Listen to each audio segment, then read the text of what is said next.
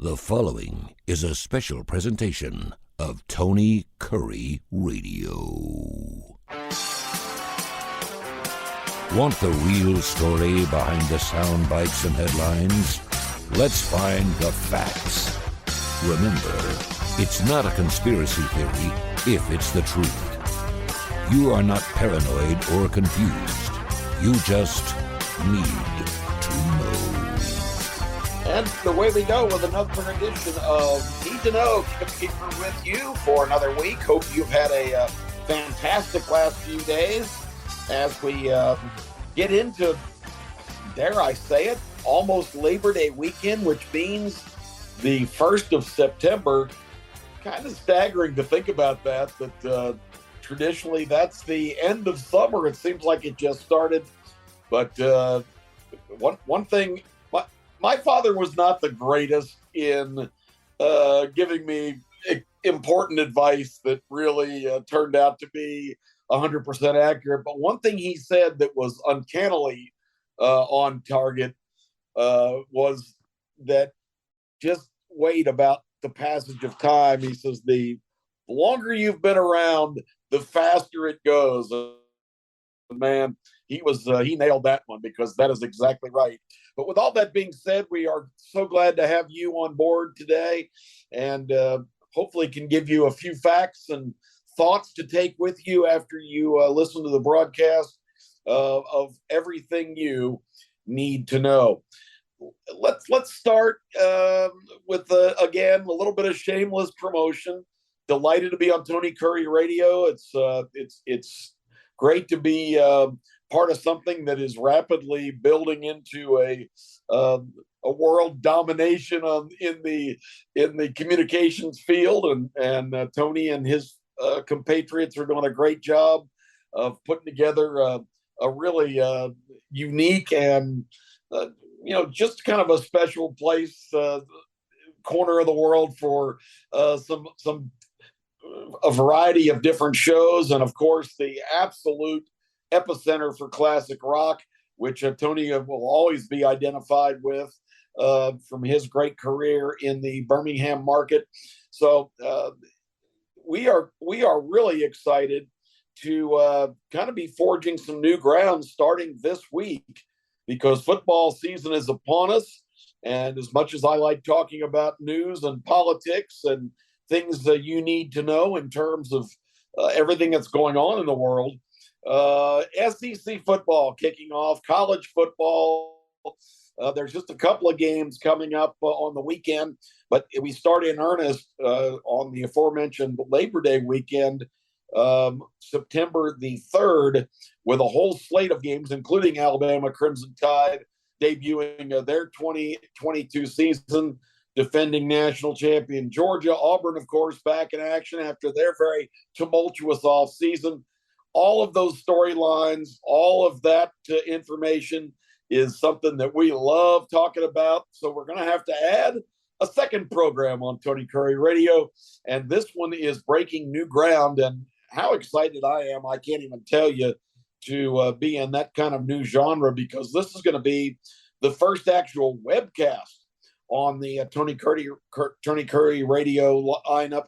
And we're going to have basically our weekly show that I'm so thrilled to be doing with my son, Keefer, who is the sports editor of the Las Vegas Sun and has become one of the most recognized and successful football prognosticators in the entire country. So we're going to have Wanna Bet right here on Tony Kurre Radio starting on this coming weekend. And it's going to be great. The show will also air locally on Channel 21 in a little different form, but you can watch all of that information. And Case and I are going to look at all of the action week to week, of course, and give you our thoughts on, if you're a football investor, how you might be able to make some money there. But the thing I'm excited about is we're going to sit down to start each show and talk about all the various ways to look at football from an analytical standpoint, look at all the factors, take into consideration the matchups and all the intangibles that go into it. And if you're interested in that aspect of the game, which I find myself, constantly thinking about these new trends. We used to just watch football, and it was kind of the eye test, and we would assess both teams.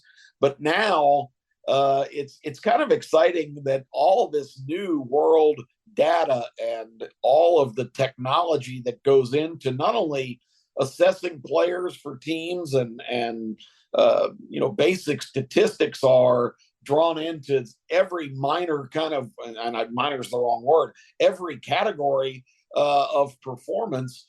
And now people that enjoy the aspect of wagering on football use all of those numbers too. And Case has become just so expert in it. And I think you'll be fascinated to hear the weekly conversations, because I can tell you I've been a football fanatic for so many years, and I've learned a lot from Case's kind of new era information. So if you're kind of an old school guy like me, or if you're on the cutting edge of all this new technology, what I interject and what he has to bring to the table makes for some fascinating discussion. And I think you're really going to enjoy the show, not to mention the expert picks. Case is going to give you his NFL and college football rundown every week.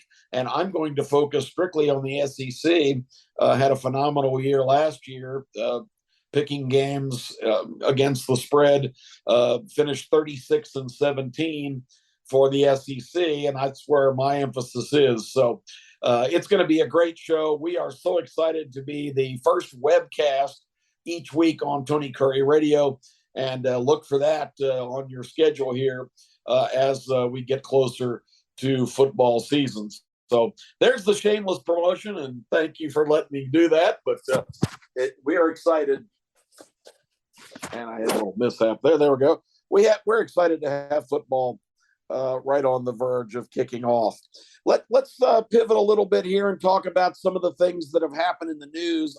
I hope you listened to the show last week. I thought, we hit some ground that, maybe is the most important items you need, because I tried to frame last week a lot of what we're witnessing. And I really want all of you to, be fully cognizant of that subject matter. So if you missed it, I kind of wanted to get back into it again a little bit and just reset it, if nothing else.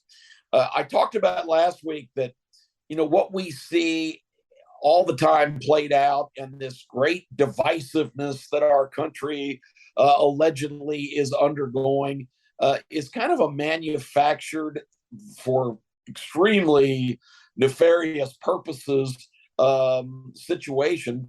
Because if you look at the history of any kind of country or empire that tried to have kind of a representative sort of government where the citizens have a solid voice, it always has been crumbled and destroyed by what's called factionalism, which basically is segments of a society or citizens of a country or empire that have different interests and finally kind of get to be so abrasive with one another that representative government doesn't work and gives way to kind of a central government that controls everything. And the problem is, in these kind of situations where this narrative is developed of inequality and inequity, all that, unfortunately, because of a lot of government policy, has proven true. But instead of lifting up the people that really need the emphasis and the help and the access to getting into better life situations, it's politically more expedient and beneficial for one of the major parties to keep that particular segment, the lower economic people of Americans or people that are in tough circumstances. It really doesn't benefit them to make those people more successful from a political standpoint. On the other hand, it's an easier target. People that are in better position for whatever reason, it's a generational process, but it's easier to kind of drag that group down and get everybody on the same level in a lesser situation than to raise everybody up, because that justifies more massive central government. And at the end of the day, that's what the divide we have. It's not Republican versus Democrat. It's not conservative versus liberal. It's not man versus woman, gay versus straight. I could go on for weeks. New citizens against old traditional citizens. It's the establishment. It's the Washington growth enterprise, which is the most lucrative, successful in the world, against the regular citizens, because they know better. They're elite. Most of them are Ivy League educated, were born with a, ultimate silver spoon. I'm just rehashing everything last week in case you missed it before I get into some, more emphasizing points. But that's the mindset that Americans need to understand of what's happening. And if you don't believe it, take a ride around the Washington, D.C., the outlying areas of Maryland and Northern Virginia. You see unbelievable wealth and prosperity, gated communities every few miles, these massive, just shining, beautiful, high-rise condominiums, apartments, housing, unbelievable boom in business. This part of the country is absolutely on a roll, and about 90% of the people that are enjoying those circumstances are involved in government. And this is not just, again, about politicians.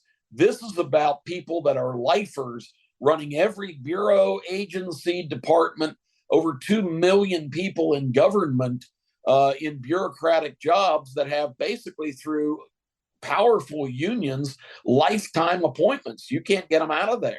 One of the reasons Donald Trump had to go, first of all, he was the biggest irritant to come into that organism of Washington in a number of years. But what he was targeting at the end of his first term was a brand new classification for most government employees, which was referred to as Schedule F, which would have made a lot of those jobs obsolete, would have given the government a chance to dramatically reduce and also change the status of people that are bulletproof right now. No matter what they do, they really can't be replaced or let go. Schedule F would have reclassified, I think it was almost 80% of government workers, where they would be on more of a merit-based situation like private industry.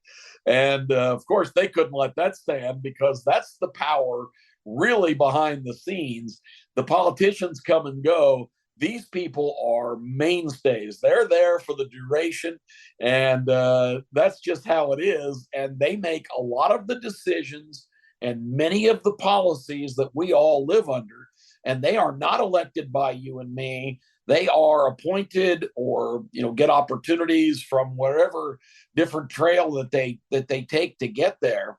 But once entrenched, they are the real power behind a lot of what happens in the country. So with all that being said, I wanted to touch on, I mentioned a couple of weeks ago, I've made a couple of kind of derisive comments about Liz Cheney. I don't know if you saw last week, but something I predicted early in the summer came to pass.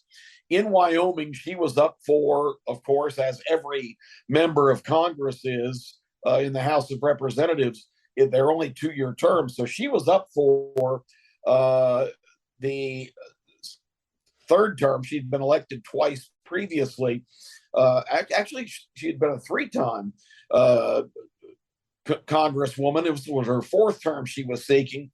But of course, as everybody who's followed the news at all knows, she has been the major crusader on the January 6th committee to try to find any kind of avenue to disqualify Donald Trump from any idea of running again for president in 2024.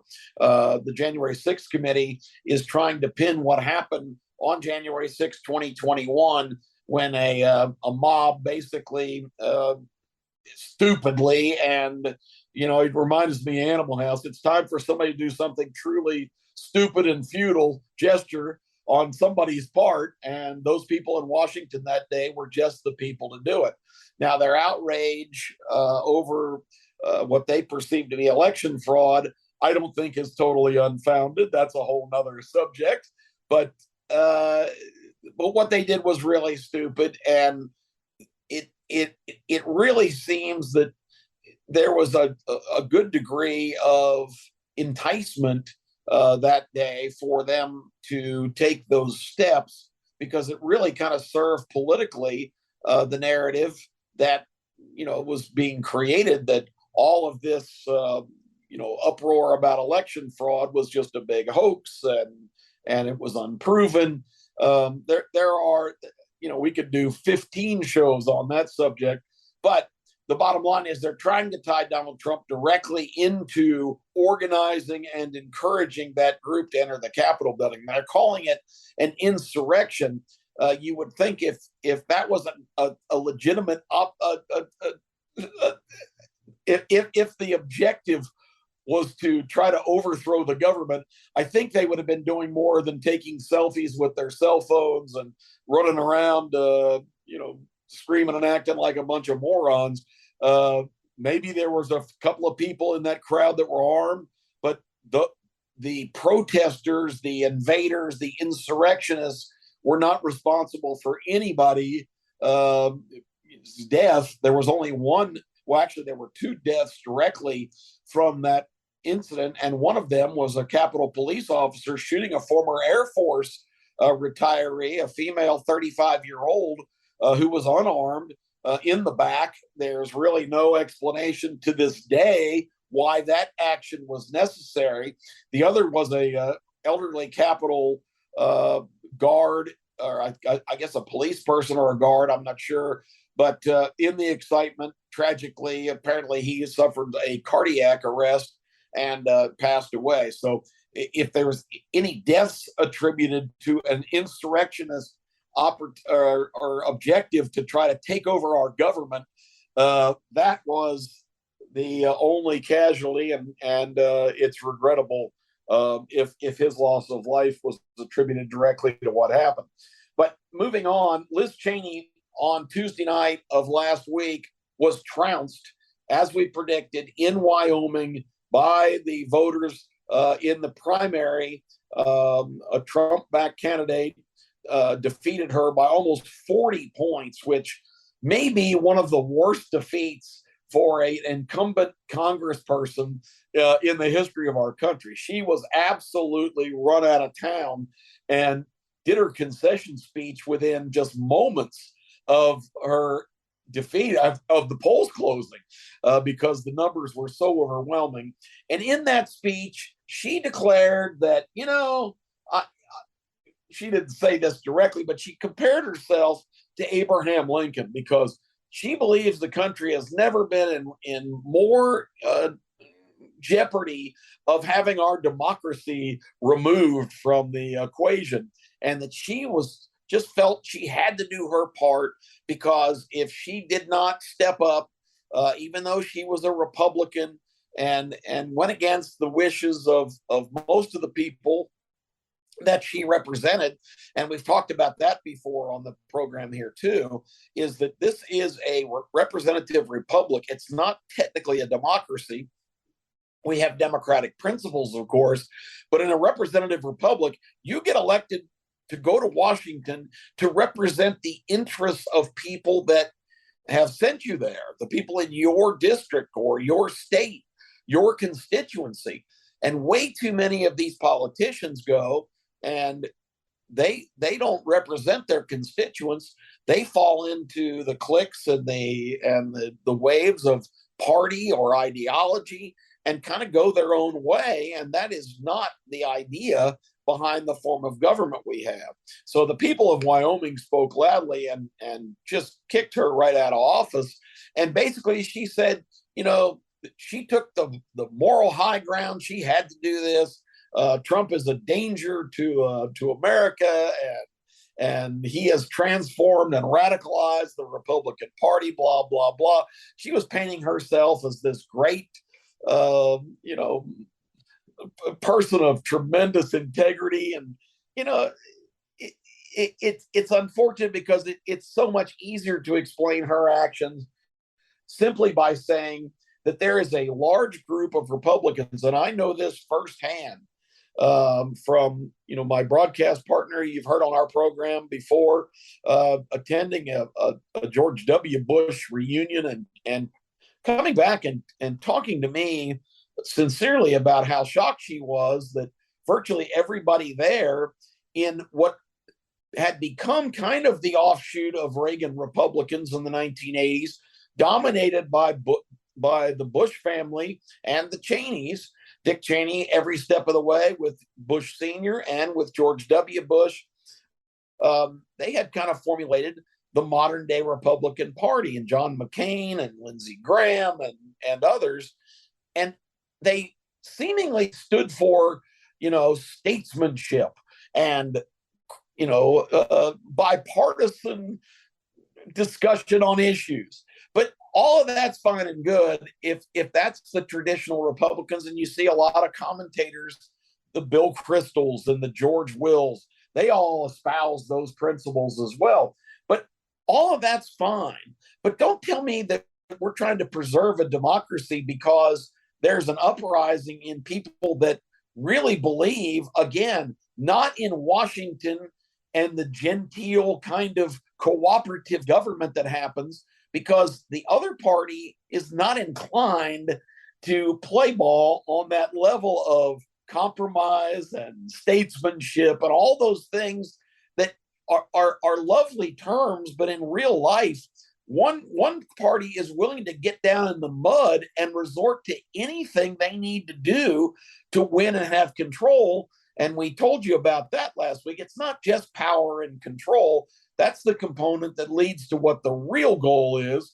And power and control yields incomprehensible wealth. And incomprehensible wealth buys power and control. They are self-fulfilling prophecies. And that is the goal of Washington, the establishment, whether you're Republican or Democrat. If you're in that club, you are inclined to be involved in whatever it takes to preserve that. And that's what we're witnessing right now. And that's what Americans need to understand. There's a great quote, and I wish I could think it was a writer who penned this, but he said, Americans need to realize in Washington, there are numerous Republicans posing as Democrats. Who are not posing, who are really Democrats. And there are zero Democrats who are really Republicans. That's something to think about.